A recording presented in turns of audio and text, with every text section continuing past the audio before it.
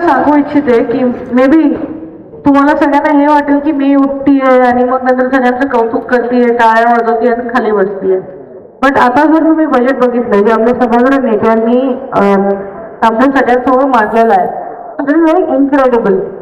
इतक्या दिवसात आपण विचार केला नव्हता की सोलापूर शहरामध्ये व जुळे सोलापूर भागामध्ये नाट्यगृह बांधणे हा आपण विषय कधी घेतलाच नव्हता. पण आज हा विषय आपल्या बजेटमध्ये आलाय. ही खूप मोठी गोष्ट आहे की जुळे सोलापूरला काहीतरी नाट्यगृह होते.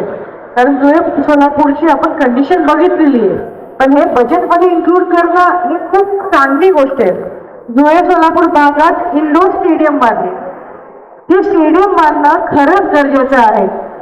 काय होतं, भारतीय जनता पक्षाने छोट्या गोष्टींना पॉइंट आउट करून जिथं जिथं जसे जसे पैसे लागत आहेत त्यांनी बरोबर म्हणजे आपल्या पार्टीने बरोबर ते पैसे तिथे तिथे लावलेले आहेत जे काही मानधन असेल ते. त्याच्यानंतर आपण 4 दिवस आपल्या मीटिंग मध्ये होतो. त्या मीटिंग मध्ये सगळ्यांनी वेगवेगळे मुद्दे मांडले. But what I raise was about the work force. It is very incredible की ह्या बजेटमध्ये आपल्या सभागृह नेत्यांनी वर्क बोर्डचा इश्यू पण घेतलेला आहे. आजपर्यंत असं झालेलं नाहीये की कुठल्या बजेटमध्ये हा इश्यू आलेला आहे. आणि जर आपल्या या बजेटमध्ये हा इश्यू येतोय तर आपण सगळ्यांनीच या बाबतीत हे कौतुकास्पद आहे. असं नाहीये की आपण जे काही बोललोय ते फक्त लिहिलंय किंवा विसरून गेलेले. पण आज या बजेटमध्ये छोट्या गोष्टी इन्क्लूड करून सभागृह नेत्यांनी हे प्रेस केलेलं आहे की भारतीय जनता पक्ष हे कधीच कुठल्या महत्वाच्या गोष्टी सोडत नाही. इथे आपण सगळे बसलेलो आहोत.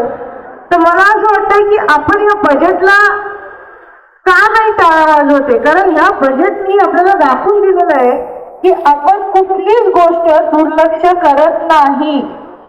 आपण कधीच बोललो नव्हतो की जुळे सोलापूरला आपल्याला नाट्यगृह पाहिजे. पण आज जर या बजेटमध्ये इन्क्लूड केलं तर आपण आपल्या सभागृह नेत्याचे आभारही मानले पाहिजेत आणि त्याचं तितकंच कौतुकही केलं पाहिजे. तर आपण त्यांच्यासाठी जोरात टाळ्या वाजवू.